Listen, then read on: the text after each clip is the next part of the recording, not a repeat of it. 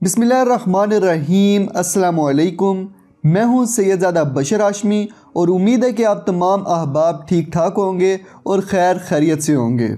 23 مارچ کا دن ہمارا ایک قومی دن ہے جسے ہم یوم پاکستان کے نام سے یاد کرتے ہیں اور ہر سال مناتے ہیں۔ جھنڈے لہراتے ہیں، تقریریں کرتے ہیں یا کبھی کبھار جلوس کی شکل میں سڑکوں پر بھی آ جاتے ہیں اور خوش ہو جاتے ہیں۔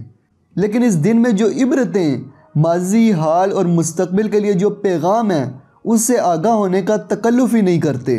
یہ سچ ہے کہ آج کے نوجوان جدوجہد اور قربانیوں کی اس داستان کا حصہ تو نہیں رہے، لیکن وہ ملک کو حقیقی معنوں میں قائد اعظم کا پاکستان بنا کر اپنا حصہ ڈال سکتے ہیں۔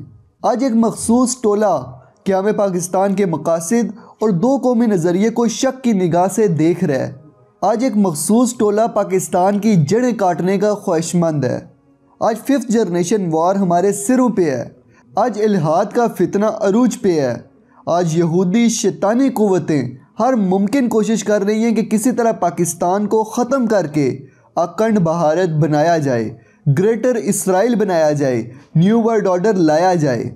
اس لیے آج ہمیں قرارداد پاکستان کی روح کو دوبارہ زندہ کرنے کی ضرورت ہے اور اس کے لیے ہمیں اپنا مثبت کردار ادا کرنا ہوگا، پاکستان کے لیے کام کرنا ہوگا تاکہ ہم اپنی کھوئی ہوئی منزل تلاش کر سکیں اور پاکستان کو ترقی کی شاہراہ پر گامزن کر سکیں۔